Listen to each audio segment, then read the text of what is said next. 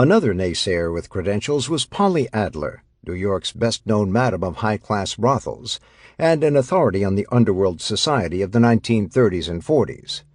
"Certainly," she bragged in her memoirs, "I believe that in the many years I was associated with prostitution, if there had ever been even a hint of a rumor of a tie-up between Charlie and the combination, I would have heard of it." Far from his luxury surroundings in Manhattan, Lucky was imprisoned in the Siberia of the state penal system, the maximum security Clinton Penitentiary in Dannemora, New York, near the Canadian border. As inmate 92168, Luciano was assigned to work in the steaming prison laundry. But just as on the outside, Lucky found a comfortable niche inside prison walls. In return for gifts of food and money, and as homage to his godfather status, prisoners substituted for him in the laundry, cleaned his cell, and took care of all his odious prison chores. Little Davy Batillo, a co-defendant convicted in the prostitution case, became Luciano's personal valet and chef, preparing Lucky's favorite delicacies in a cell-block kitchen that the authorities set aside for his private use. Guards, aware of Luciano's criminal stature, never disturbed him. He spent most of his time playing cards, strolling around the prison, and watching handball and baseball games. Inmates lined up in the recreation yard for the opportunity to talk with him. "He practically ran the place," a guard observed. "He used to stand there in the yard like he was the warden." 8. Prime Minister. Lucky Luciano was gone, but his crime family was intact, functioning just as smoothly as when he had been at the helm. In accordance with Mafia tradition, a boss's crown can be relinquished only by death or by abdication. Thus, even behind prison walls, 500 miles from New York, Charlie Lucky remained as titular head of his family, with the authority, if it pleased him, to transmit commands to the city through reliable messengers who visited him in Dannemora. But the gang's day-to-day operations and urgent decisions had to be in the hands of someone on the scene. Before departing for prison, Luciano turned over the administrative reins of the Borgata to a regent, Frank Costello, appointing him as acting boss. At the start of Luciano's imprisonment, there was still a faint hope that his conviction would be overturned on appeal, and he would return to the throne before long. When the appeal failed in 1937, Luciano was seemingly doomed to spend the rest of his life in prison. Costello, by default, assumed the title of boss of America's largest mob family, with more than 300 soldiers under his command. Dewey's conviction of Luciano paradoxically proved the wisdom of Lucky's managerial strategy for Mafia survival. Costello easily filled Luciano's shoes, and the rest of the Borgata's structure, the capos, the crews, the soldiers, the associates, remained secure. The law enforcement establishment may have rejoiced at the victories over Luciano and Capone, but they failed to understand a seismic change had occurred in the families of organized crime. The viability of Mafia families was not endangered by the imprisonment of a top man. Unlike the loosely organized Jewish and Irish ethnic gangs fashioned haphazardly by the likes of Dutch Schultz and Oni Madden, a cohesive Borgata did not disintegrate at the sudden absence of its head man. Dewey and his successors, for decades after the 1930s, successfully prosecuted dozens of mid- and low-level Italian-American and other ethnic mobsters. Under the prevailing laws, Dewey focused on individuals, not on their organization. It is doubtful that Dewey, the most distinguished and respected rackets prosecutor of his era, and other leading law enforcement authorities visualized the dimensions of the Mafia's makeup and power. In 1937, Frank Costello was a highly regarded and well-known figure in New York's underworld and in the nation's Mafia legions. Yet he took control of the Luciano family without exciting the faintest interest or concern within New York and federal law enforcement agencies. Christened Francesco Castiglia in 1891, He was the youngest of 6 children in a family from Cosenza, a mountain village in Calabria, a province in the toe of Italy. The family emigrated when Costello was 4. Space in steerage was so tight, he said, that he slept in a large cooking pot. The journey ended in East Harlem. Unlike so many of his future Mafia partners, he exchanged rustic poverty for an urban slum. At 17 and 21, Costello was arrested for robbing women in the streets, but alibis provided by relatives and friends won him acquittals. He was less fortunate at 23, when he was picked up for carrying a concealed gun and served 10 months in prison. He later claimed that he never again packed a gun, and that his prison stretch taught him to get results by using his head instead of violence. Out of prison, Francesco Castiglia legally changed his name to Frank Costello, apparently because he felt an Irish name sounded more American, and teamed up with Lucky Luciano in Joe the Boss Masseria's gang. Financed partly by Arnold Rothstein, Costello became a premier bootlegger. He was particularly successful in running vast hauls of expensive Scotch whiskey from Canada to the New York area. Influenced by Luciano's open-door ethnic policy, Costello had no compunctions about forging temporary partnerships and making deals with Jewish and Irish rum runners. Costello's underworld pals said he would later boast that one of his Prohibition collaborators in the 1920s was Joseph Kennedy, the father of President John F. Kennedy. Preparing for the end of Prohibition, Costello concentrated on upgrading his gambling and bookmaking rings. One of his brilliant strokes was arranging layoff pools. For a fee, Costello allowed smaller bookies to transfer or spread bets to his organization. When they were overloaded with wagers on one team or a horse and faced huge losses if their customers collectively picked one big winner, they could lay off part of their bets to Costello's pools.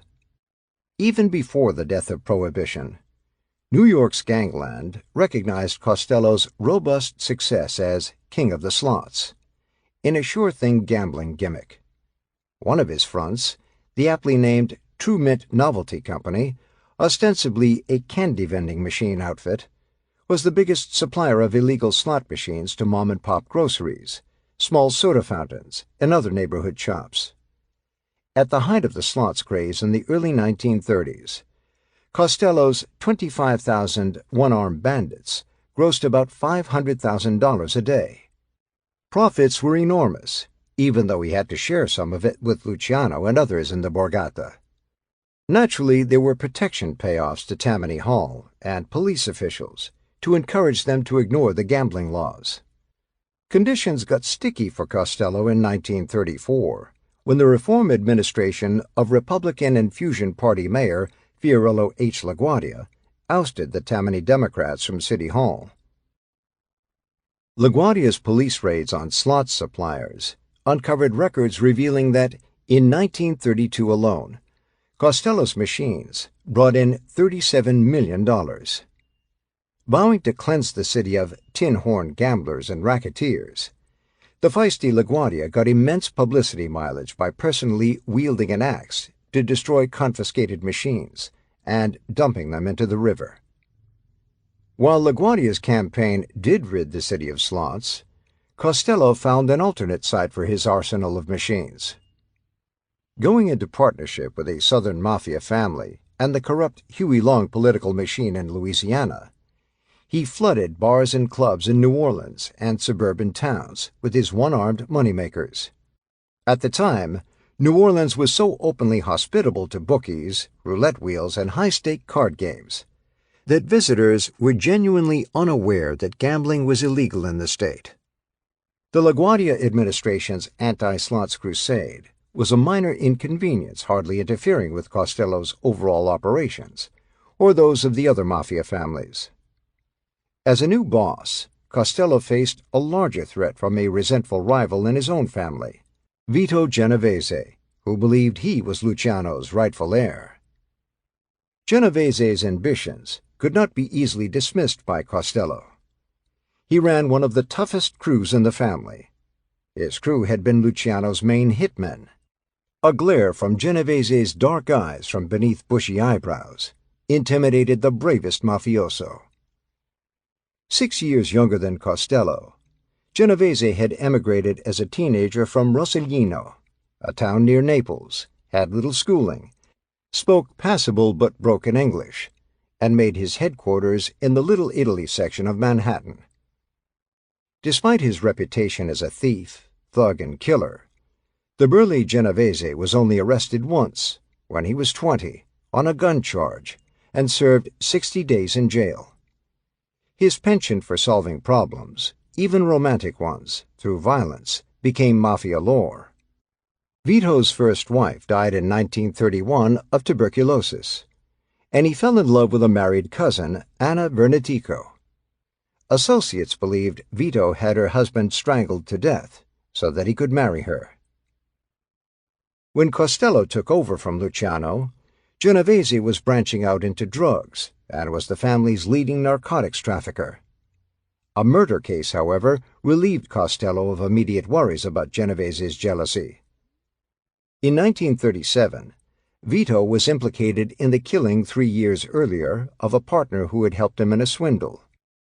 The slaying occurred after the partner had the temerity to complain about not getting his share of the loot. Learning that prosecutors had a witness ready to testify against him, Genovese fled to Italy. The penniless boy emigrant returned to his native land in comfortable circumstances, reportedly with $750,000 in ready cash. Additionally, Anna Genovese made frequent visits as a courier to Vito, each time carrying $50,000 to $100,000 in cash from Genovese's brother, Michael, who was looking after Vito's racket interests in the United States.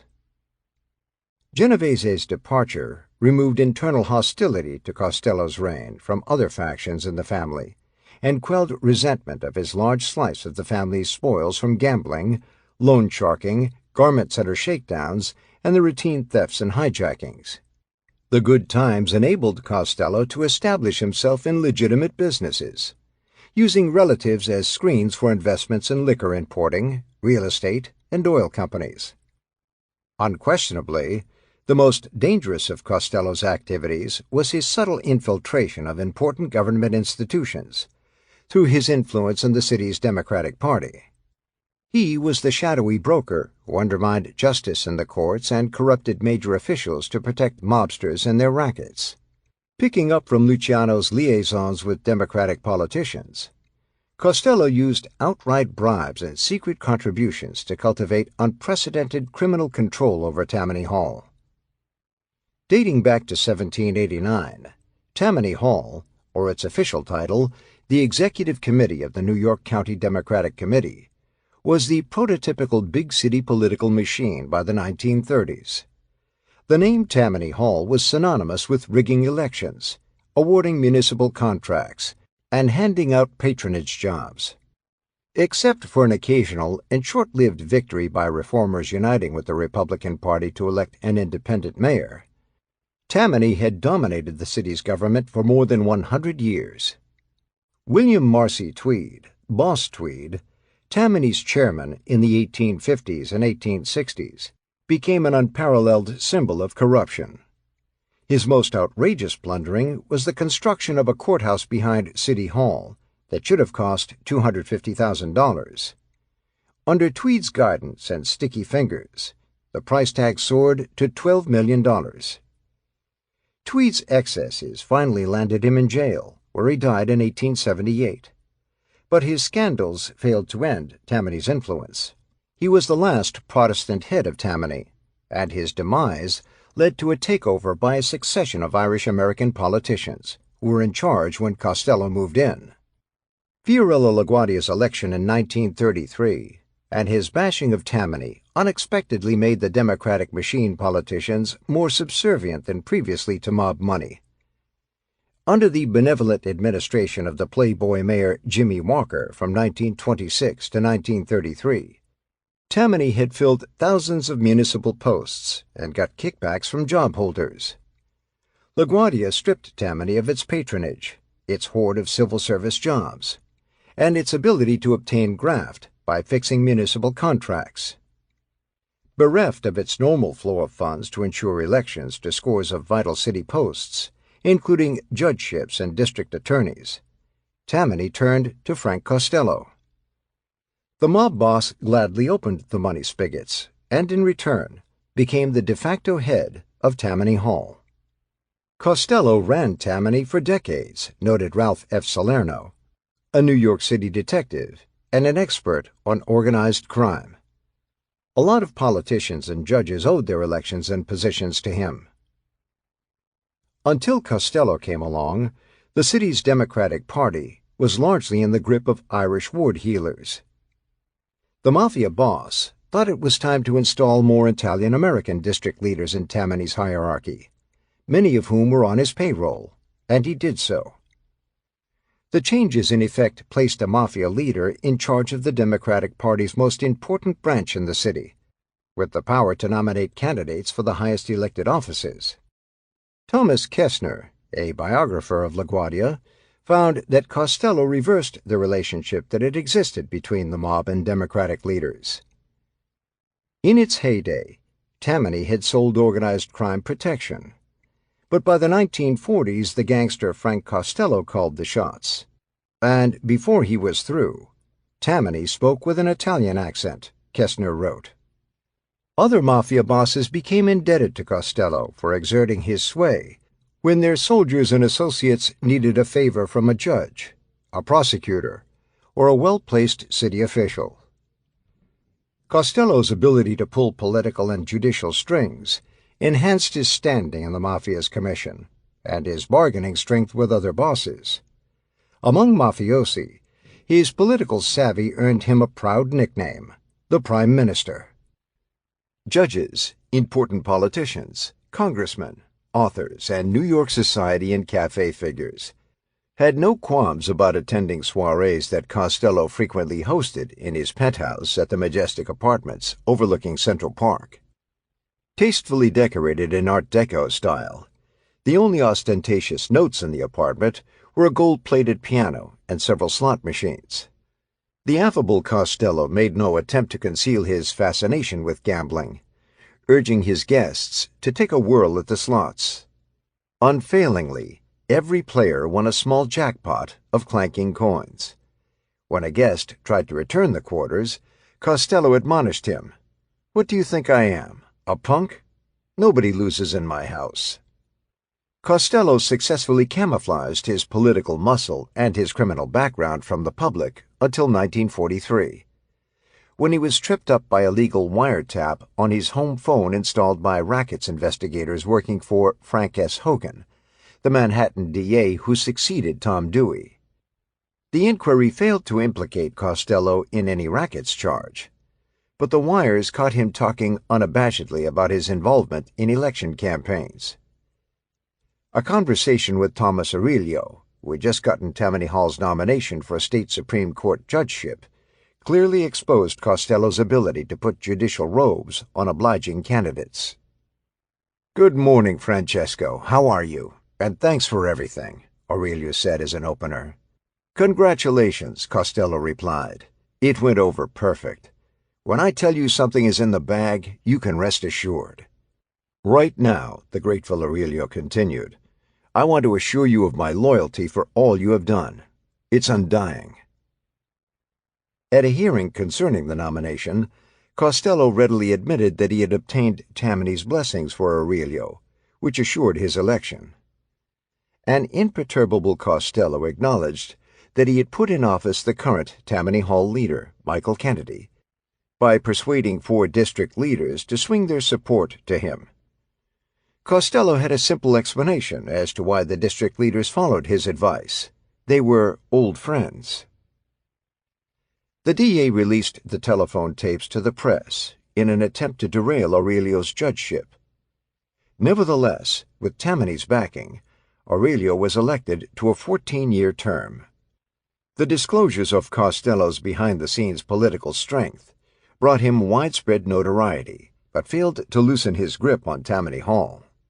Years later, revelations about a Costello meeting with William O'Dwyer, spotlighted how his authority extended to City Hall when the Democrats regained the city's mayoralty in 1946. A former policeman, lawyer, and judge, the Democrat Bill O'Dwyer was elected in 1940 as the Brooklyn District Attorney. The next year, as the Democratic candidate, he was defeated for mayor by Fiorello LaGuardia, who won a third term. In World War II, O'Dwyer, now an Army brigadier general, attended a December 1942 cocktail party in Costello's penthouse. 3 top Tammany Hall leaders were also there, and witnesses observed O'Dwyer and Costello having a long, private tete-a-tete in a corner. It is inconceivable that as a district attorney and an experienced politician, O'Dwyer would have been unaware of Costello's underworld eminence. Political insiders believe that O'Dwyer most likely was looking ahead and courting Costello's goodwill and endorsement for the 1945 Democratic mayoral nomination. He did get Tammany's support and was elected. The meeting with Costello became public knowledge after O'Dwyer left office. The former mayor contended that he had sought out Costello as part of a military investigation into reports that a business partner of Costello's was cheating the Army in a uniform manufacturing contract. O'Dwyer, however, admitted that he never filed an official report about contacting Costello or on his presumed inquiry into the uniform contract. Twice elected mayor in the 1940s, O'Dwyer conceded when he was out of office that he had owed political favors to Costello. Part of the debt was repaid, O'Dwyer acknowledged, by appointing friends of Costello and other Mafia big shots to important municipal positions, including the fire department commissioner and the second highest official in the city's law department. "There are things you have to do politically if you want cooperation," O'Dwyer replied cryptically when questioned about the appointments and his relationship with Costello. The import of O'Dwyer's admissions was clear. The mob had been an unseen power in the political governing of America's largest city for decades. In the rare interviews that Frank Costello gave, he never admitted any involvement with the Mafia or any attempt to corrupt New York's government. But it was obvious that he craved the same acceptance in the sophisticated upper world that he had achieved in the underworld.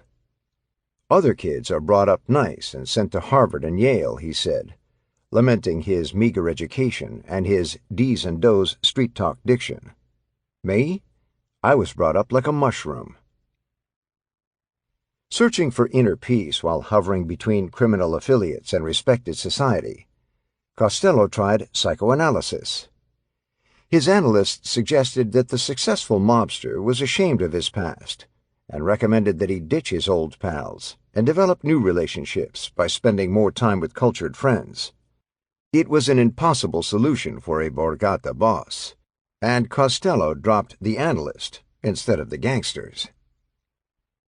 Despite an outburst of headlines about Costello's unsavory background, his importance and influence was recognized by philanthropic groups that sought his support. The Salvation Army named him vice chairman of a charity drive in 1949. Costello gladly turned over the popular Copacabana nightclub, in which he was a secret owner, for a Salvation Army fundraising dinner. Besides Costello's mafiosi brethren, the dinner was dutifully attended by scores of judges, city officials, and politicians, all apparently unconcerned by published reports tarnishing Costello as an underworld and political power broker. About the same time, in an interview with the journalist Bob Considine, Costello tried to justify his life. He groped for an explanation defining his chosen career. "For a long time, I've been trying to figure just what a racketeer is," Costello said, and then proceeded to give a terse Mafia apologia for the sociological reasons that compelled him to become a criminal. "I never went to school past the 3rd grade, but I've graduated from 10 universities of hard knocks, and I've decided that a racketeer is a fellow who tries to get power, prestige, or money at the expense of entrenched power, prestige, or money."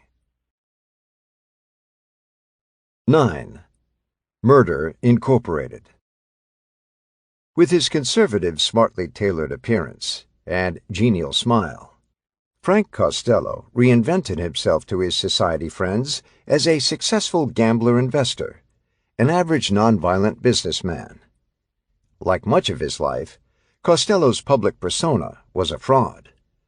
Staying on top required all mafia bosses to maintain death squads that guarded their flanks and guaranteed that their edicts would be enforced. The Prime Minister was no exception.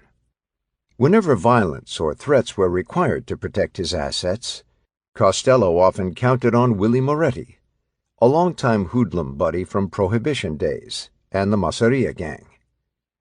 Moretti lived in northern New Jersey and headed a rugged crew of cutthroats who could roam anywhere.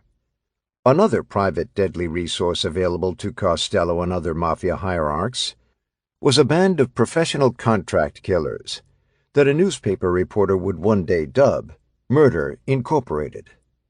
Spawned by Jewish gangsters, this murderous arm of the Mafia was mainly the brainchild of Louis Buchalter, better known by his shorter nickname Lepke. He was one of 4 sons brought up in New York's Lower East Side. In his boyhood, the storied neighborhood was a densely populated, turbulent warren of tenements, sweatshops, peddlers, pushcarts, and immigrants striving to survive. It was also a swirling carnival for every species of criminal. Buchalter's nickname stemmed from the Yiddish diminutive Lepkele, Little Louis, his mother's favorite name for him. Despite the family's poverty, his 3 brothers were well educated and became, respectively, a rabbi, a dentist, and a pharmacist.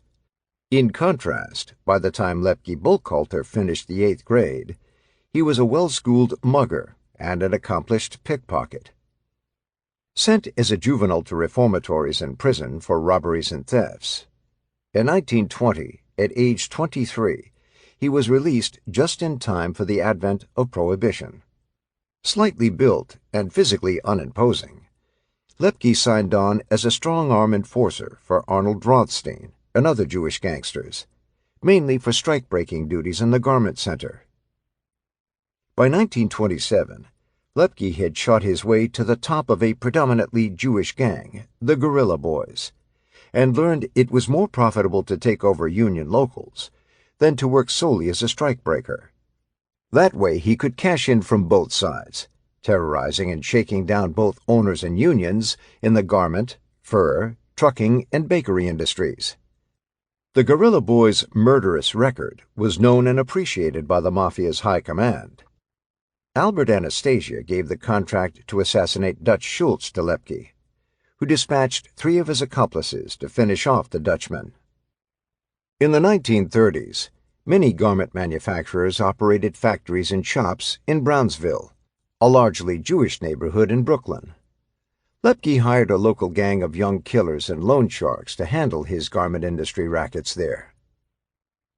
The Brownsville gang had earlier committed murders on request and come under the hegemony of a major mafia figure in Brooklyn, Albert Anastasia. Known by the honorific Don Umberto, Anastasia, a notable in the Vincent Mangano Borgata, hit upon a novel plan for carrying out mafia murders, which was endorsed by Costello and the other commission members. With Anastasia relaying orders through Lepke, the boys from Brooklyn would be paid to track down and slaughter victims the mob wanted eliminated. Thus, Jewish killers, rather than Italians, would take all the risks, but would be ignorant about the motive for the murders. Even if the hit went awry and the assassins were arrested, they would have no information or evidence to implicate the Mafia in their crimes. A standard formula was used for most freelance contract murders in New York and out of town. An assassin would meet someone who would point out the intended target, who would then be whacked at an opportune moment and place. The hitman would leave the area immediately, and the local associates of the victim would have ironclad alibis. Long before he took over Murder Incorporated, Anastasia, a native of southern Italy, made his mark in New York's Mafia by his psychopathic enjoyment of watching suffering victims die. He relished the private honorific his mates bestowed on him, the Executioner, which the press later transformed into Lord High Executioner, borrowing the title from Gilbert and Sullivan's The Mikado. Anastasia and his brother Anthony Tough Tony Anastasio, a made man who spelled his surname differently, dominated Brooklyn's waterfront for the Mangano Borgata, through Anthony's position as the head of Local 1814 of the International Longshoremen's Association, ILA, and Albert's squad of bruisers and gunmen.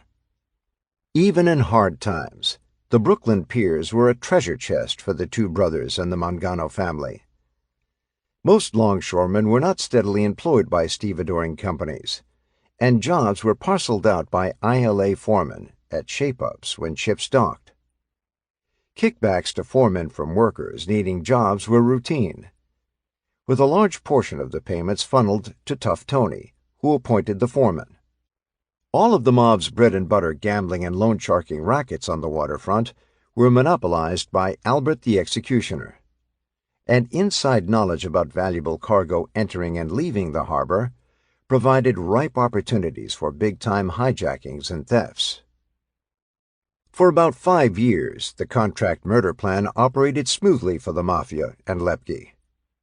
By the late 1930s, Lepke had about 250 musclemen working for him in labor rackets and loan sharking, and in a drug trafficking ring dealing in heroin brought in from Asia and distributed throughout the country. About a dozen boys from Brooklyn, proficient with guns, ice picks, and ropes to shoot, stab, and strangle their prey, carried out the bulk of Murder, Inc.'s assignments. Murder, Inc.'s corporate name was invented by Harry Feeney, a reporter on the old New York World Telegram. Among the Jewish contingent of savage-tempered slayers were Harry Pittsburgh Phil Strauss, who, upset by slow restaurant service, pierced the eye of a waiter with a fork; Charles the Bug, or Handsome Charlie Workman, who finished off Dutch Schultz with one blast from his .45 caliber pistol; Philip Farvel Cohen, Abe Pretty Levine, Samuel Tootsie Feinstein, and Seymour Red Levine, whose religious piety compelled him to decline assignments if they fell on the Jewish high holy days. The killing machine of Murder, Inc.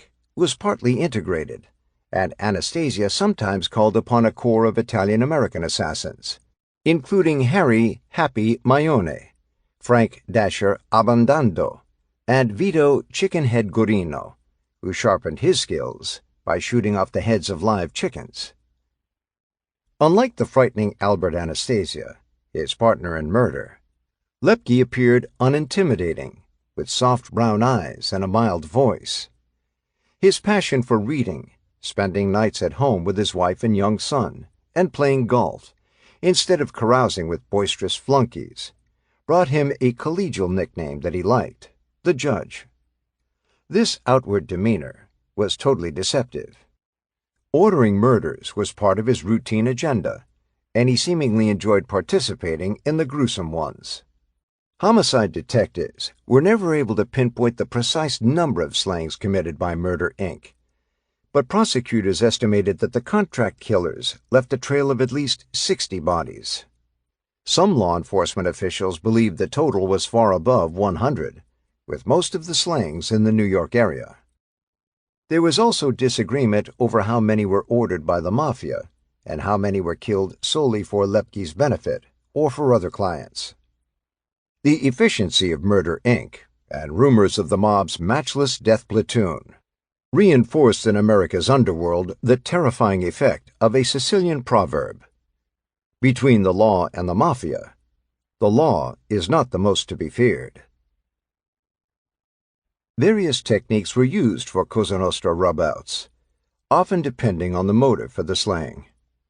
An informer would have a canary or a rodent placed in his mouth, as a warning of the harsh penalty meted out to squealers and rats for helping the police. Witnesses to crimes who had agreed to testify would have their eyes shot or carved out, and men who coveted or molested a female relative of a mafioso were killed and castrated. Murder, Inc. devised another technique to escape detection, patterned slightly on the death of Hamlet's sleeping father, who was murdered by poison poured into his ear. The boys from Brooklyn sometimes dispatched a victim by stabbing him with an ice pick deep enough in an ear to strike the brain, in the belief that a careless autopsy might attribute the death to a cerebral hemorrhage. Santo Trafficante, the Mafia's standard bearer in Florida from the early 1950s until his death in 1987, once explained to his lawyer Frank Regano the reason why many corpses in mob executions vanished. Regano knew that Trafficante was allied with several New York families, and that he and the northern mobsters used similar murder methods. First of all, if there's no body, the police have a harder time finding out who did it, Regano recalled Trafficante saying to him in a candid moment. And number two, some guys do things so bad you have to punish their families after they're gone. By punishing the families, Trafficante meant that there could be no church mass or burial for the victim, and under most state laws, the relatives would be unable to collect life insurance for at least 7 years, when the missing man could finally be declared legally dead. Lepke's success was unhindered until, at the height of his power in 1938, he discovered that Thomas Dewey's hound dogs were hot on his trail. The DA's detectives and accountants uncovered leads indicating that through industrial rackets, Lepke was extorting $5 million to $10 million a year from companies and unions. Dewey suspected that a percentage of Lepke's take in Manhattan and Brooklyn was going to the Costello and Mangano families. Deciding to employ Murder Incorporated for his own personal use, Lepke went into hiding and gave Anastasia a list of potential rats that he wanted killed before Dewey reached them. At least 7 possible witnesses against Lepke were wiped out. With federal authorities hunting Lepke on separate narcotics charges, the Commission decided the manhunts were creating too much law enforcement pressure, and it was time to sacrifice the fugitive before he endangered them. Like Dutch Schultz, Lepke had become a liability and a threat to the Mafia. For some enigmatic reason, the Commission spared Lepke's life. With the assistance of an intermediary, the newspaper columnist Walter Winchell, on August 24, 1939, Lepke surrendered to J. Edgar Hoover, the director of the Federal Bureau of Investigation. Winchell, on his weekly radio broadcasts, had urged the gangster to give up peacefully before he was gunned down in a shootout with the police or federal agents. Albert Anastasia drove Lepke from a hideout in Brooklyn to the rendezvous with Hoover and Winchell on a midtown Manhattan street near Madison Square Park. Before Lepke agreed to come out of his safe house, Anastasia reportedly assured him that with the Mafia's help, a deal had been negotiated that he would be tried only on federal charges, not by Dewey. The next year, Lepke was convicted on federal drug trafficking violations and sentenced to 14 years. But Anastasia had deceived him. Of course, there was no Mafia pact with Dewey, who prosecuted him on a state indictment for extortion and tacked on a separate sentence of 30 years. Lepke's involvement with the Brownsville gang also surfaced. He was hit with an additional charge in Brooklyn, that he had ordered the murder of an independent trucker before the man could inform on Lepke's violent takeover of garment industry trucking routes. One of the brutal cogs in Murder, Inc., Abraham Kid Twist Rellies, was arrested for homicide in 1940 and, to save his neck, agreed to testify against Lepke and other members of the gang in cases brought by the Brooklyn DA's office. Rellies obtained the Kid Twist moniker from his ability to deftly strangle an unsuspecting victim with one artful turn of a rope. Investigative leads from Rellies, who possessed a photographic memory about dozens of contract slangs, were crucial in constructing a homicide case against Lepke in 1941 and condemning him to execution in the electric chair. Desperate to save himself, Lepke played his last card. reportedly offering to testify about organized crime ties to one of the nation's most prestigious labor icons, Sidney Hillman, the founder of the Amalgamated Clothing Workers Union. Lepke asserted that from 1932 to 1937, he got a weekly retainer from Hillman that was normally passed along to him through henchmen.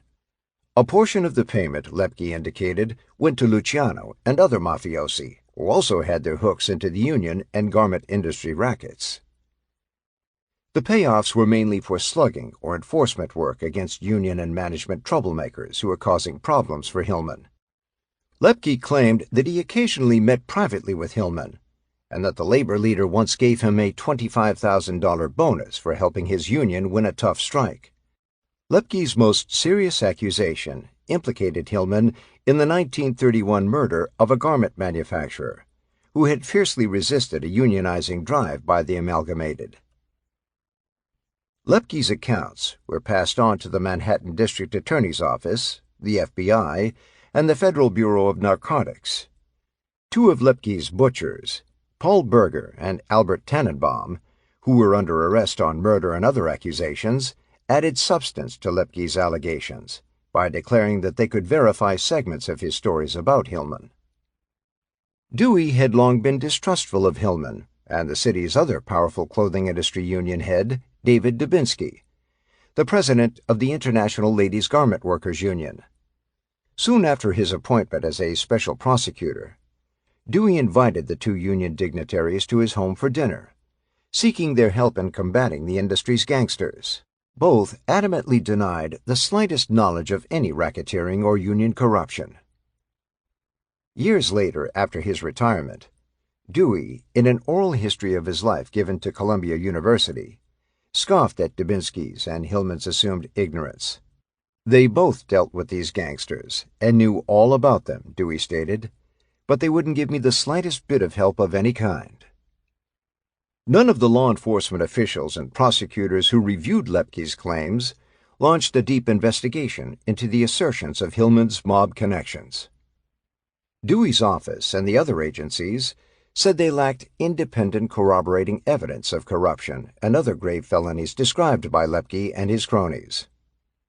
Federal and state prosecutors were wary of undertaking an intensive investigation of the politically prominent Hillman in the early 1940s. Based on testimony from Lepke, an arch-villain on death row, as their prime witness. At that time, Hillman was a supporter of and advisor to President Franklin D. Roosevelt, and any hint that he was linked to organized crime would have ignited a monumental scandal at the White House. With the allegations against Hillman buried, Lepke's last hope to escape the electric chair was a 1944 appeal for clemency to the governor of New York State. The governor at that time happened to be Thomas E. Dewey, serving his first term, and he declined to commute the death sentence to life imprisonment. Thus, Louis Lepke Buchalter, at age 47, became the only significant American organized crime leader to be executed for murder.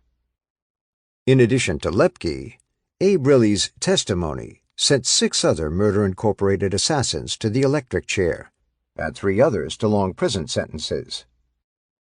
On the witness stand, Riley's detailed the structure of the gang, identified Don Umberto Anastasia as our boss, and as the mob boss of Brooklyn. Don Umberto, however, was never accused of homicide or of any charge involving the lethal boys from Brooklyn and Murder, Inc. 3 days before he was scheduled to testify at Lepke's murder trial, Kid Twist Rellies met a mysterious and puzzling death.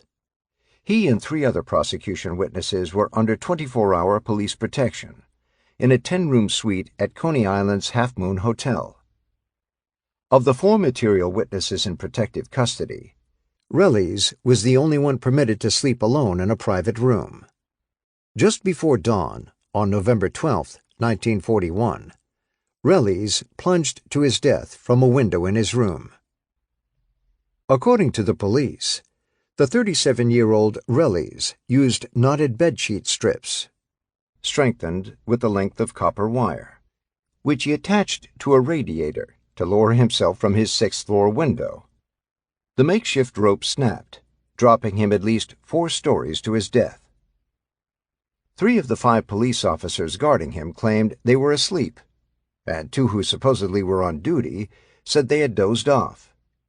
Neither the guards nor the 3 other material witnesses in the suite heard Rellis clamber out the window. Seeking explanations for the suspicious death of a vital witness, police officials maintained that Rellis had attempted a harebrained escape, or that, as a prank, he had intended to re-enter the building from the floor about 10 feet below his room, and then return to surprise the police officers with his daredevil stunt.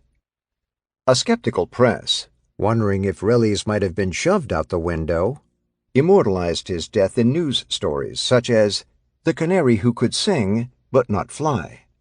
The publicity over the episode turned the Half Moon, an undistinguished hotel and a fading beach resort, into one of New York's Mafia landmarks and a tourist curiosity for decades. At the time of the Murder Incorporated trials and Rellis' death, William O'Dwyer, the future mayor and the acquaintance of Frank Costello, was the Brooklyn DA.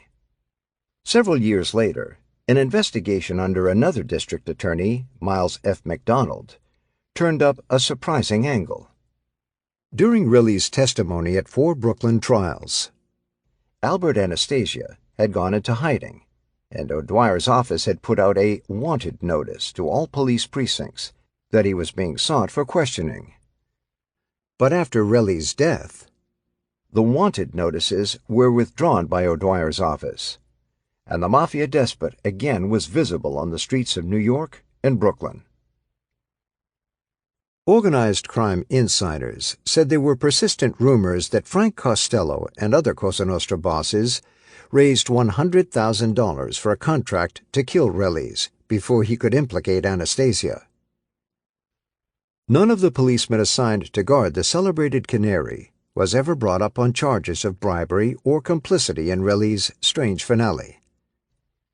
Nevertheless, Rellis' plunge effectively ended the Murder, Inc. investigation, and any possibility of connecting that killing machine to Anastasia and the Mafia in a courtroom. O'Dwyer, in fact, defended the police guards at department trials for misconduct, and he promoted the officer in charge of the Witness Protection Unit. 10 years later, McDonald impaneled a special grand jury to reinvestigate Rellis' end. It concluded that the guards were inexplicably lax, and the original investigation was slipshod. But the jury believed that Rellis met his death while trying to escape. The biggest winners from the demise of Lepke, Rellis, and Murder Incorporated were the 5 New York Borgatas. Whenever necessary, Anastasia and other mafiosi could still muster hitmen for important assignments. So the loss of Murder, Inc. was not a hardship, and as a financial windfall, Lepke's most desirable rackets fell into the laps of the Cosa Nostra families run by Frank Costello and Vincent Mangano. 10. A Profitable War. On Sunday, December 7, 1941, the Japanese attacked Pearl Harbor and other U.S. military bases in Hawaii, and America was at war. No further combat occurred in the American homeland, and there were no severe civilian privations. But for most of the nation, the 4-year duration of the war was a time of rationing of scarce goods and personal sacrifice. The American Mafia sacrificed nothing. As calculating predators, many mafiosi seized upon wartime conditions as a rare opportunity to make substantial profits. The war would also unexpectedly benefit the Mafia's only imprisoned leader, Lucky Luciano. Before Pearl Harbor, except for Dewey's efforts as special prosecutor and as Manhattan DA, law enforcement in the rest of the New York area and in the country generally had been lax, corrupt, or incompetent in coping with the Cosa Nostra. Wartime put additional strains on federal and state police agencies, many of which lost their best personnel to the military services. Confronting new priorities of protecting the country from spies and saboteurs, law enforcement became even less vigilant and less interested in the difficult task of investigating organized crime.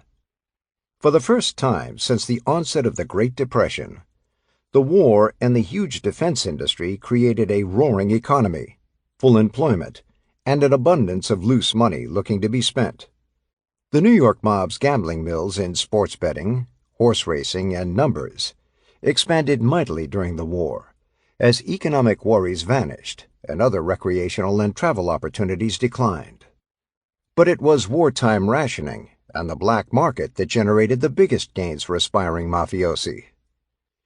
The government placed strict curbs on obtaining gasoline, tires, clothes, shoes, meat, butter, canned goods, sugar, and other staples, issuing special stamps, coupons, and permits necessary for purchasing the items. Mobsters became instant abusers, mainly by counterfeiting coupons, or by getting corrupt government employees to supply them illegally with the scarce federal stamps and selling them for huge profits. Wartime rationing of gasoline, meat, and groceries opened a nationwide black market that the American public patronized as eagerly as it had once bought booze. Paul Mescal, a journalist and expert on the Mafia in the 1940s, observed. Overnight, an obscure capo in Brooklyn, Carlo Gambino, became a millionaire by exploiting the rationing system. A refugee from the Mussolini campaign against the Sicilian Mafia, Gambino in 1921 stowed away on an Italian ship and sneaked into the United States as an illegal alien at age 19.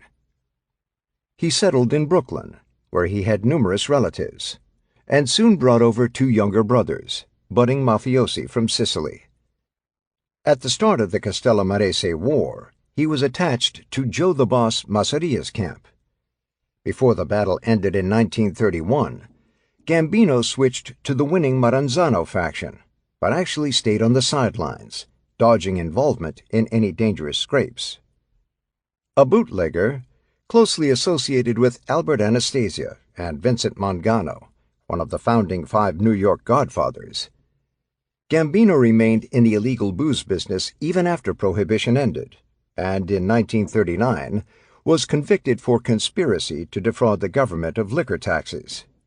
The conviction was overturned because of an illegal federal wiretap, and Gambino sidestepped a 2-year prison sentence. When the nation went to war in 1941, Gambino, an economic dynamo in the Mangano family, became an entrepreneur in the black market. Joseph Valachi, a mob defector who had become a government informer, admitted that he too had become a black marketeer. Valachi identified Gambino as the Mafia's black market magnate who pocketed millions of dollars from ration stamps. Gambino, he said, resorted to theft and to bribery to acquire huge supplies of the ration stamps from the Office of Price Administration, OPA, the government agency that oversaw rationing. Him and his brother Paul made over $1 million from ration stamps during the war, Valachi later testified before a Senate committee. The stamps came out of the OPA's offices. First, Carlo's boys would steal them. Then, when the government started hiding them in banks, Carlo made contact, and the OPA men sold him the stamps. He really got rich on that. Even Valachi, a low-level soldier, cleaned up on the black market, netting about $150,000 a year by bribing OPA workers to hand over valuable stamps. There were so many legitimate stamps around, I didn't think it was wise going around with counterfeit stamps, he said. Through a twist of fate, the war proved immensely useful to Lucky Luciano. Languishing in a maximum security prison in upstate New York, far from the city. At the outbreak of the war with Japan, Germany, and Italy, American and Allied ships were being torpedoed and sunk by Nazi submarines, U-boats, off the East Coast at a horrific rate. More than 120 vessels and hundreds of lives were lost in the first 3 months of 1942. No U-boats were sunk. Fear of sabotage on the New York waterfront, America's largest port, heightened in February 1942, when the French luxury liner Normandy, while being converted into a troop ship, caught fire, capsizing in the Hudson River. Much later it was determined that the fire was apparently caused by workers using acetylene torches, but in early 1942, naval intelligence suspected that the ship had been sabotaged by Axis sympathizers. In June 1942, anxiety about harbor security intensified after 8 German spies and saboteurs, who had made it to Long Island and Florida from U-boats, were captured. Concerned that some of the hundreds of Italian-American longshoremen on the docks and fishermen operating small boats might be Mussolini supporters, secretly aiding the U-boats and saboteurs, a naval intelligence unit, B-3, assigned more than 100 agents to ferret out information. The efforts to unearth leads about possible disloyalty were fruitless. Agents quickly discovered that on the mob-controlled waterfront, strangers were kept at bay by suspicious, tight-lipped stevedores and commercial fishermen. Looking for help to protect the port of New York, B-3 officials contacted Frank Hogan, the Manhattan DA. Hogan's racket investigators set up a meeting for the intelligence officers with Joseph Sachs Lanza, the head of a seafood workers' union local in the Fulton Fish Market, and widely recognized as the market's crime commissar. Lanza's underworld nickname, Sachs, had no relationship to hosiery. It stemmed from his reputation as a vicious mafia enforcer. In 1942, Lanza was a capo in the Costello-Luciano family, and at the Fulton Fish Market, the nation's largest wholesale seafood distribution center, a tyrannical union racketeer. His main stock in trade was double-crossing his union members by extorting bribes from the market's employers for sweetheart contracts. As a sideline show, suppliers and merchants had to pay off Lanza's minions for unloading and loading services. Otherwise, their perishable products would rot before being sold and transported from the market. Lanza was willing to cooperate with the federal counterspies, but his power was limited to the Fulton Market on the East River in Lower Manhattan. His authority did not extend to the vital West Side and Brooklyn piers, all dominated by mafiosi through alliances with the International Longshoremen's Association. Lanza advised the federal agents to reach out to the imprisoned Lucky Luciano, the only man, he said, who could snap the whip in the entire underworld. Following up on Lanza's tip, Murray I. Gurfein, a top aide to Hogan, relayed the Navy's request for Luciano's cooperation to his lawyer Moses Polikoff and to Meyer Lansky, Luciano's Jewish confederate. Through government intervention, Luciano was transferred from Dannemora to Great Meadow Prison in Comstock, New York, 60 miles north of Albany, a more convenient site for visits by Polikoff and Lansky. To convince Luciano of their good intentions and his importance to their plan, the government also allowed Frank Costello and Sachs Lanza to meet with him in prison. Before his conviction on prostitution charges, Luciano had few racketeering interests in the harbor. But members of his crime family and other mafia borgatas and Irish hoodlums who operated on the waterfront owed him favors. He instructed Meyer Lansky to act as his middleman and to spread the message that he wanted everyone to cooperate and comply with naval intelligence requests. Because of Lansky's long relationship with Luciano, none of the mob controllers of the unions and other activities on the docks questioned the authenticity of his instructions. Luciano had been in prison for 6 years and was ineligible for parole for another 24 years when the Navy request came. He made it clear to his lawyer that he expected his aid to the government to lead to a sentence reduction. But there was another thought in the back of his mind, and he stressed to Polikoff and Lansky that he wanted his cooperation kept secret. Never naturalized as a citizen, Lucky realized that he could be deported and feared that Mussolini loyalists in Italy might kill or assault him if his wartime assistance to the Allies was disclosed and the fascists were still in power. Before the July 1943 Allied invasion of Sicily, Luciano's mob helpers found several Sicilians who aided naval intelligence in preparing maps of Sicilian harbors and digging up old snapshots of the island's coastline.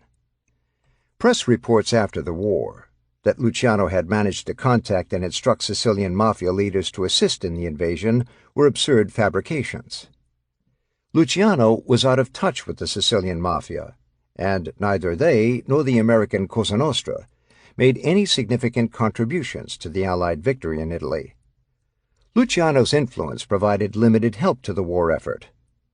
Mobsters obtained ILA union cards that allowed intelligence agents to work and mingle on the waterfront, and none of the unions called strikes or work stoppages that would have crippled the port. There were no acts of sabotage, but there had been none before Luciano's intervention, and there is no evidence that any were ever planned by German agents or Nazi sympathizers. Even before the war ended, Luciano tried to capitalize on his cooperation with naval intelligence. His 1943 appeal for a sentence reduction was rejected, but in the summer of 1945, as the war was ending, he again petitioned the governor for executive clemency, this time citing his assistance to the Navy. Naval authorities, belatedly embarrassed that they needed and had recruited organized crime assistance, refused to confirm Luciano's claim. But the Manhattan DA's office authenticated the facts, and the State Parole Board unanimously recommended to the governor that Luciano be released and immediately deported. That governor was Thomas E. Dewey, the former prosecutor who had sent Luciano to prison for a minimum of 30 years.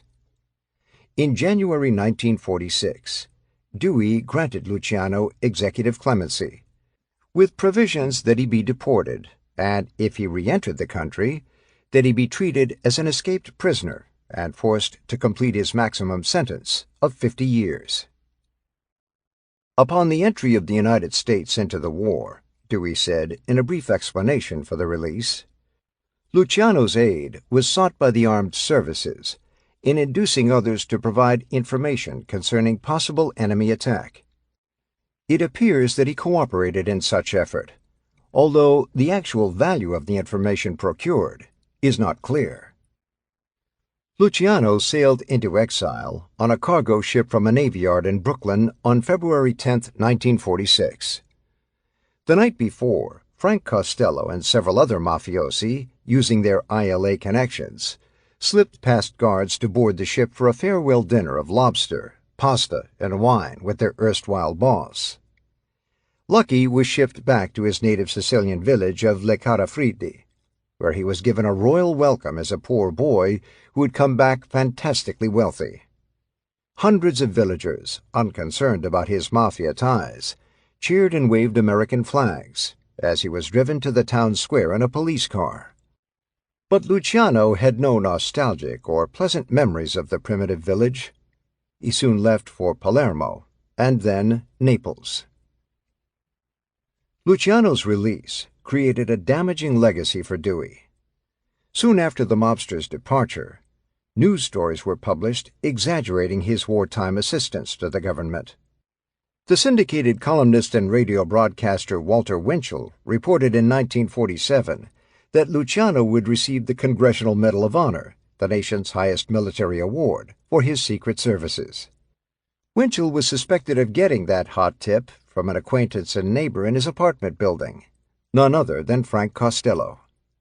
Almost from the start, press allegations circulated that Dewey had sold Luciano his pardon. Finally, in 1953, while still governor, Dewey ordered a confidential inquiry by the state's Commissioner of Investigation. In 1954, a 2,600-page report documented Luciano's involvement with the Navy, without finding any wrongdoing by Dewey or the parole board in granting clemency.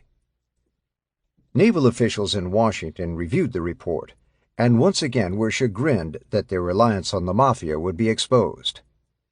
Offering feeble excuses that the report would be a public relations disaster for the Navy and might damage similar intelligence operations in the future, the Navy brass pleaded with Dewey to suppress the findings. Despite the harm to his reputation, Dewey complied with the Navy's request and buried the report in his personal papers. The essential facts about the Luciano episode remained confidential until they were made public by Dewey's estate in 1977. Before his death, Dewey confided to friends that Luciano's 30-year minimum sentence was excessive and that 10 years, exactly what he served before clemency was granted, would have been sufficient for the crime of aiding and abetting prostitution.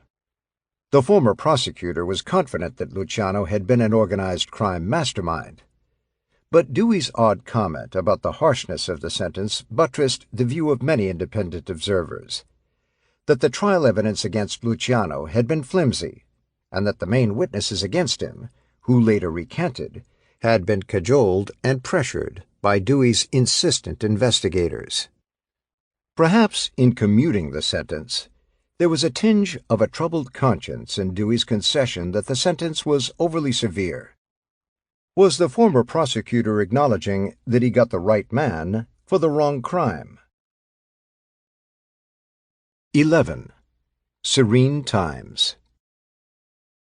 When it came to using World War II for personal benefit, Vito Genovese was a master. Moreover, before the fighting ended, he managed the tricky feat of aiding both the Axis and the Allied sides and enriching himself immensely. Forced to flee the United States in 1937 to escape an impending indictment on an old Brooklyn murder case, Genovese, still an Italian citizen, planted himself in Naples. To keep in the good graces of Mussolini's regime, he became an avid supporter of Il Duce, and, as a demonstration of his loyalty, contributed $250,000 for the construction of a fascist party headquarters near Naples. He further aided the dictator in wartime by using his American mob connections to arrange a contract in New York. The assassination in January 1943 of Mussolini's old foe, Carlo Tresca, the anti-fascist refugee editor of Il Martello, the Hammer. For service rendered, Mussolini, the intransigent enemy of the Sicilian Mafia, awarded the American-trained gangster the title Commendatore del Re, a high civilian honor, an Italian knighthood. When the tide of war turned and the Allies invaded Italy in the summer of 1943, Genovese disavowed his fascist sympathies. Capitalizing on his literacy in English and his knowledge of American customs, he became an interpreter and advisor to the U.S. Army's military government in the Naples area. Don Vito quickly resorted to doing what he knew best, conceiving criminal opportunities in any environment. Working out deals with corrupt military officers, Genovese became a black market innovator in southern Italy. Officers supplied him at military depots with sugar, flour, and other scarce items, which he transported in U.S. Army trucks to his distribution centers. It was later learned that he laundered large sums of money through confidential Swiss bank accounts that he had established when he returned to Italy before the war. In war-racked and starving Italy, Don Vito was living in high style when Army intelligence investigators dismantled the black market ring and arrested him in August 1944. Genovese tried to bribe his way out of trouble by dangling $250,000 in cash before an intelligence agent, Orange C. Dickey. The upright agent rejected the offer and, in a background check, learned of the Brooklyn warrant for Genovese's arrest on a homicide indictment. Genovese was extradited in June 1945. By the time he arrived in the United States, however, the homicide case against him had collapsed because of the strange death of a material witness in protective custody in Brooklyn. Prosecutors were counting on eyewitness evidence from an innocent cigar salesman named Peter Latempa to corroborate the murder accusations against Genovese. Understandably worried about Latempa's safety on the streets before the trial, the DA's office had him locked up in the Raymond Street jail. While behind bars, presumably for his own safety, Latempa suffered a gallstone attack and was given what should have been prescription pain-killing tablets. Several hours later, he was dead. The city medical examiner reported that the pills Latempa swallowed were not the prescribed drugs and contained enough poison to kill 8 horses. Although a witness in protective custody was murdered inside a city prison, no one was arrested for the crime or for involvement in an obvious conspiracy to silence the cigar salesman. Burton Turkis, the lead prosecutor in the Murder, Inc. cases, expressed the frustration of trying to solve mob-ordered slayings and overcoming omerta. "There is only one way organized crime can be cracked," he said. "Unless someone on the inside talks, you can investigate forever and get nowhere." A free man as a result of Latempa's death, Genovese was back in the top rung of the Mafia, ostentatiously flashing the wealth acquired in the New York rackets and the Italian black market. To signal his importance, he built an elaborately furnished mansion on the New Jersey shore in Atlantic Highlands, where he and his wife Anna dined on gold and platinum dishes. Genovese's return in 1946 was an unsettling event for Frank Costello. Lucky Luciano was quarantined in Italy, and apparently had abdicated the title of boss of the Borgata that he had founded. Now, after a decade of running the crime family, Costello faced a dangerous challenge from Genovese, who had considered himself the gang's underboss and heir apparent to the throne when he abruptly hightailed it out of the country. Like other members of his family, Costello was familiar with Genovese's Machiavellian intrigues and savage inclinations. If you went to Vito, Giovalacci noted, and told him about some guy who was doing wrong, he would have this guy killed, and then he would have you killed for telling on this guy. Genovese spread the word that during his temporary exile, his crew had not been treated favorably by Costello, and had not prospered as much as the rest of the family. Ever the diplomat, Costello arranged a truce with Genovese and his revived faction that left Costello as boss of the family. Costello treated him with great respect, recalled Ralph Salerno, the New York organized crime expert. Genovese was resentful because he had been ahead of Costello when he left the country, and believed he should have been the boss. Instead, Costello remained on top, and he was just a capo. War had helped the Mafia. Peace was even better. For the nation, victory in 1945 over Germany in May and Japan in September ushered in a round of national prosperity and a pent-up spending binge. Good times and the lifting of wartime restrictions on wages and traveling was a boon for the 5 New York Borgata's biggest racket and money producer, illegal gambling. Bookmaking on sports and the numbers games were certain winners for all mafiosi. Costello and the other New York big shots also had extensive interests in illegal casinos near Miami and New Orleans. The largest expansion in underworld wealth, however, would arise from a new concept, exploiting legalized gambling in Las Vegas.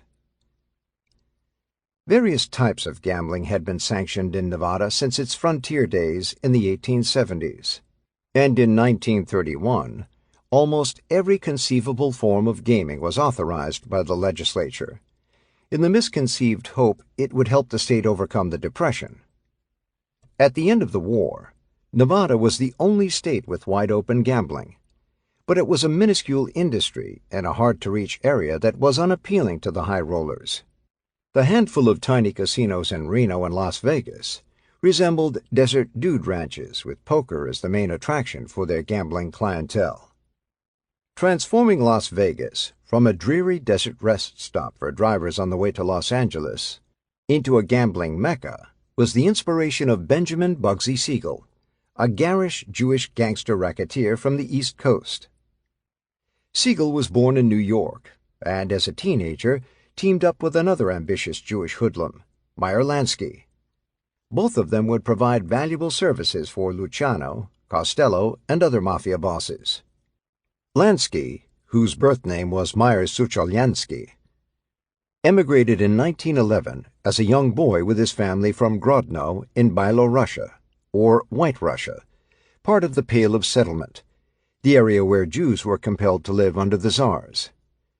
Street brawls between Italian, Jewish, and Irish teenagers were common on the Lower East Side, and according to Lansky's biographer, Robert Lacey, Lansky and Luciano first met during one of these encounters. Lansky, scrawny and slightly built at 5 feet 3 inches, impressed Luciano with his pluckiness and sharp back-talk when outnumbered by a group of Italian toughs. On the Lower East Side, Siegel and Lansky's pack of hoodlums were called Starkers, Yiddish for strong men or tough guys, and became recognized as the Bug and Meyer Gang. The gang protected crap games run by Lansky and Siegel, and rode shotgun to prevent hijackings of shipments of beer and liquor for Luciano during Prohibition.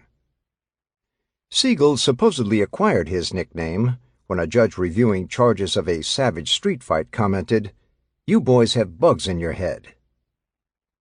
Throughout their alliance, Lansky was viewed as the inventive idea man, and the combustible-tempered Siegel was feared for his reckless violence. Anyone who dared call him Bugsy to his face might get punched out and kicked in the ribs, often with the warning, "The name is Ben Siegel, don't you ever forget it." He reportedly admitted participating in 12 murders. Most organized crime historians believe that Lansky, as a favor to Luciano, drafted Jewish hitmen for the murders of Joe Masseria and Salvatore Maranzano, and that Siegel was a triggerman in the two slangs that resolved the Castellamarese War. By 1936, Siegel was operating mainly out of Los Angeles, where Luciano sent him to revamp a Mafia outpost of his empire that was headed by Jack Dragna. Luciano and other members of his Borgata considered Dragna an unproductive remnant of the Mustache Pete generation, lax in developing prostitution and gambling rings, and unable to exploit labor racketeering opportunities at Hollywood movie studios. A natty dresser, suave if not handsome, and with inexplicable charm for women, Siegel was the perfect Mafia steward for Los Angeles and Hollywood. He installed discipline into the disorganized Los Angeles gang, expanded its illegal gambling interests, and added a new wrinkle by launching an offshore casino on a boat. Looking to cash in on Hollywood's main industry, he rigged elections and the stagehands union, thereby gaining the muscle to extort the studios for labor peace. Enjoying Hollywood glamour, Siegel palled around with actor George Raft, who was the movie's stereotypical Italian-American gangster, and toyed with the idea of taking a screen test himself. Besides the social high life, Siegel funneled millions streaming in from gambling and shakedowns before and during the war to Costello's East Coast Borgata. He kept enough to build a 35-room mansion for his wife and 2 daughters, and to put on a respectable front that enabled him to join some of the area's exclusive country clubs. On the West Coast, Siegel showed the mafiosi back in the East that he had organizational brains as well as a killer's instincts. Burton Turkis, the Brooklyn Murder, Inc. prosecutor, credited him with opening up and exploiting Southern California for the Mafia. After the war, Las Vegas became Siegel's obsession. He had previously been there to look after minor mob bookmaking matters at the existing shabby casinos, and became convinced that the desert town was ideal for a unique casino-hotel concept. With travel restrictions lifted, Las Vegas was in easy reach by car for Southern California's exploding population, and air travel could bring in well-heeled suckers from the Midwest and East to the only legal luxury casino in the country. In 1946, Siegel raised $3 million from Costello, Lansky, and a consortium of Mafia and Jewish underworld investors. Siegel was hardly a novice in the gambling business, having been a long-time partner with Costello and Lansky in an illegal gambling club in Hallandale, Florida, near Miami, that was run by Lansky. By most estimates, Siegel's dream casino hotel, the Flamingo, should have cost about $1 million to build, but he spent 3 times over the original budget and still needed more. The Flamingo's rushed opening on December 26, 1946, was a disaster. In its first weeks, the casino had an incredible run of bad luck, actually losing money. And there was no income from the hotel because its rooms were unready for occupancy.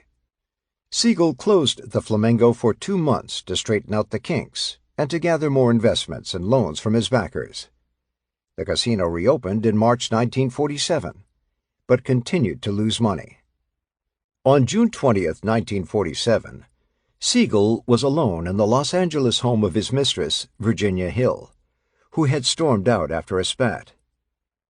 Besides her liaison with Siegel, Virginia had earlier been a companion to several other gangsters, and reputedly was an underworld courier employed to transfer money and messages. Siegel sat reading a newspaper on a living room couch when, shortly before midnight, he was killed by a barrage of 9 .30-caliber bullets from an Army carbine fired through a window that riddled his head and upper body. There was no shortage of suspects, but, like almost all gangland murders of that era, the crime was unsolved. The financial losses at the Flamingo had antagonized and alienated many of Siegel's backers, who believed he was cheating them. Though there were press rumors that Jewish underworld investors ordered and arranged the execution, the mob grapevine attributed the slaying to East Coast mafiosi, upset by Siegel's independence and incessant demands for more of their money. "The Jews don't fuck with the Italians," observed Jimmy the Weasel Fratiano, a Los Angeles-based mobster from the Siegel era. They learned that lesson a long time ago. Eventually, the Flamingo, under new mob management, became a resounding success. The forerunner of a building surge of casinos that were controlled by the Mafia for decades. The Flamingo brought Las Vegas into the modern era, and it was the original centerpiece of Las Vegas's famous Strip. Las Vegas was a new resource and territory for the Cosa Nostra, and to avoid jurisdictional conflicts, the Commission declared it an open city, which meant that any crime family could operate there. In the late 1940s, Nevada's casino regulators welcomed with open arms the Italian and Jewish gambling specialists who flocked to Las Vegas. Protecting and encouraging the growth of an infant industry that promised to become the state's largest revenue gusher, state officials discreetly ignored the underworld links of these casino investors. The officials pretended that the newcomers were professional gamblers, not professional criminals. At several of the mob-run Las Vegas casinos, Meyer Lansky, an experienced major domo of illegal clubs in Florida, New York, and Texas, and of legal ones in Havana, Cuba, was brought in as a trusted behind-the-scenes manager.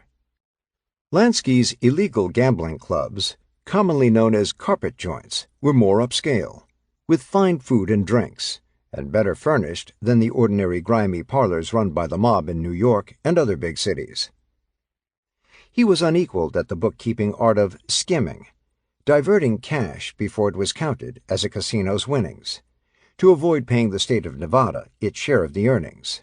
Despite his affiliations with Luciano and Costello, Lansky was at best a junior partner who knew his subservient status in the Mafia universe.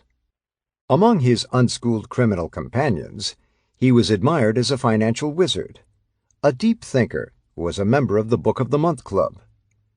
More important to his underworld survival was his reputation as a trusted big earner for important mafiosi who profited from his gambling deals.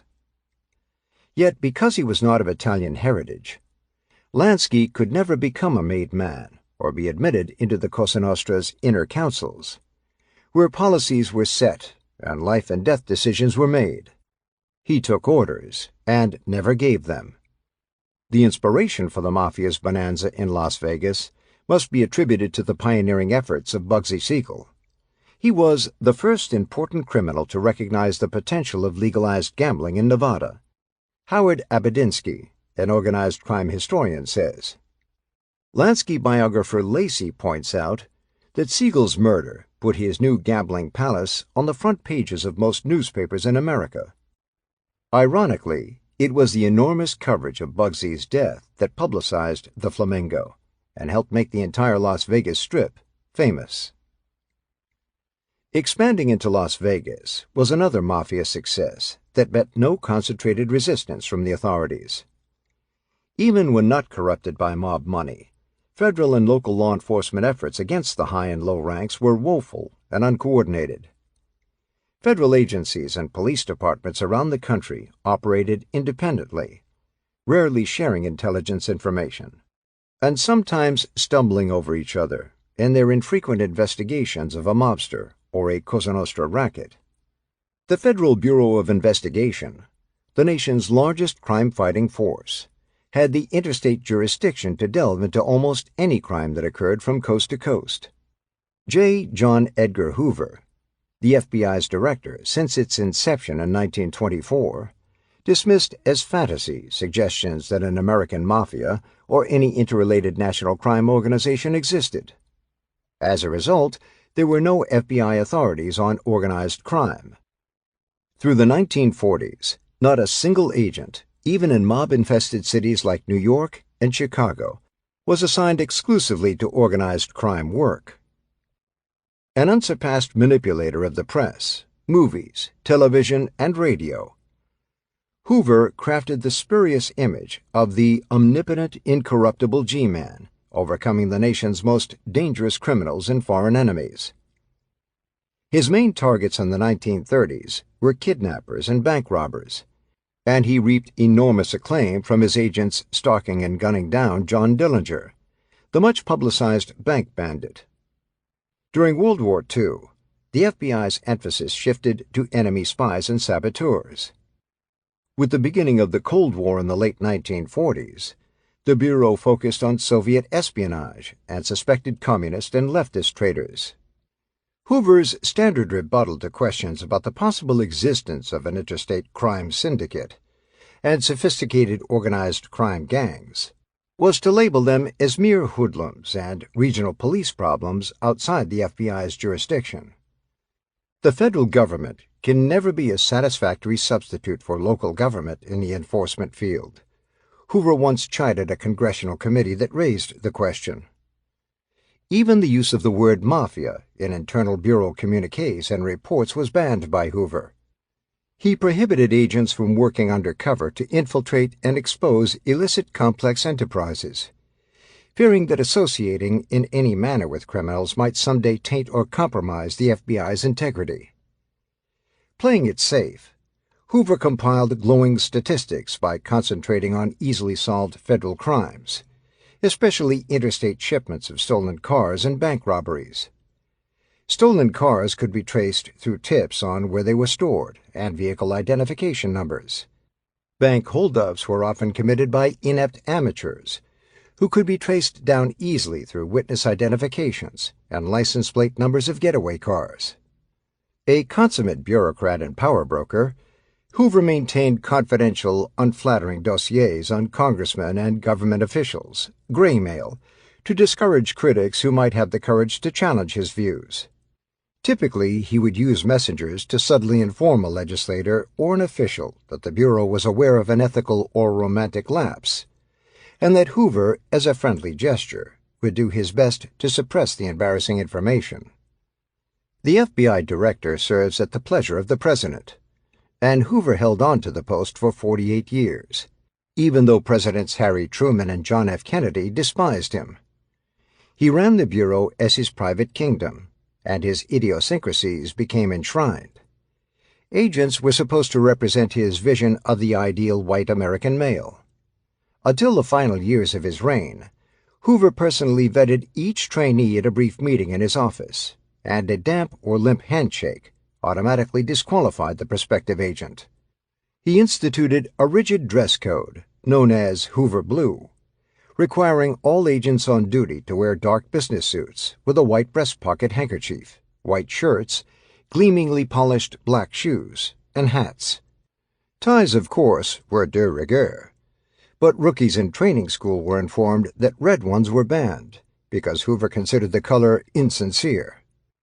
For almost half a century, the dressed-alike agents, during Hoover's tenure, they were also forbidden to grow mustaches and beards, were easily recognizable at crime scenes, and their Hoover Blue outfits often compromised them on surveillance and other investigative assignments. Hoover's reluctance to seriously challenge the Mafia stemmed from three main factors, according to former FBI agents and criminal justice researchers. First was his distaste for long, frustrating investigations that more often than not would end with limited success. Second was his concern that mobsters had the money to corrupt agents and undermine the Bureau's impeccable reputation. And third, Hoover was aware that the mob's growing financial and political strength could buy off susceptible congressmen and senators who might trim his budget. Armed with the FBI's glowing public reputation and with his bureaucratic skills, Hoover had a free hand in choosing his investigative priorities. The only official who challenged his assertion that a dangerous Italian-American crime organization did not exist was rival law enforcement expert Harry J. Anslinger, the director of the Federal Bureau of Narcotics. As head of the agency since its formation in 1930, Anslinger's mission was to deter and uproot drug trafficking. Unlike Hoover, Anslinger's investigative tactics were dynamically original, unorthodox, and far ahead of his time. He dispatched numerous agents masquerading as criminals to penetrate narcotics rings, promised immunity from prosecution to criminals who switched sides, and recruited paid informers. Justifying payments to squealers, Anslinger said that information was a dangerous occupation, and that several of his snitches were murdered by suspicious drug dealers. He also authorized harsh third-degree interrogation methods that were commonplace among police units in the 1930s and 1940s, but were unconstitutional. Disregarding civil rights, in gathering information, his agents battered on cooperative suspects, sometimes working them over with rubber hoses, and Anslinger resorted to illegal wiretaps without court approval to gather intelligence and arrest drug dealers. "The world belongs to the strong," the dour, huskily built Anslinger said, justifying his methods to another government official. "It always has. It always will." Lacking Hoover's bureaucratic clout and gift for political intrigue, Anslinger, in 32 years as head of the Narcotics Bureau, never got the substantial government support and media attention that the FBI obtained. Hoover won the headline war as the government's unrivaled crime fighter, while Anslinger labored in relative obscurity. With a maximum of 300 agents, Anslinger's agency was a third the size of the FBI, and its agents were paid far less than Hoover's men. Nevertheless, Anslinger assembled a band of hard-boiled agents, including former cops who were familiar with the culture and nuances of the drug trade. When Anslinger organized his agency in 1930, he found that the illegal drug business was diversified with Jewish gangsters predominating, although Chinese tongs and Irish and Italian groups operated in many big cities. By the late 1930s, however, through undercover work and arrests, his agents discovered a major shift in the nation's narcotics networks. All were virtually controlled by Italian-American gangs. They seemed to have an extraordinary cohesion, Anslinger later said of the Mafia gangs, in an interview with the writer Frederick Sondern, Jr. But none of us were aware that they were predominantly Sicilian, or what that meant. It took us a while to find that out.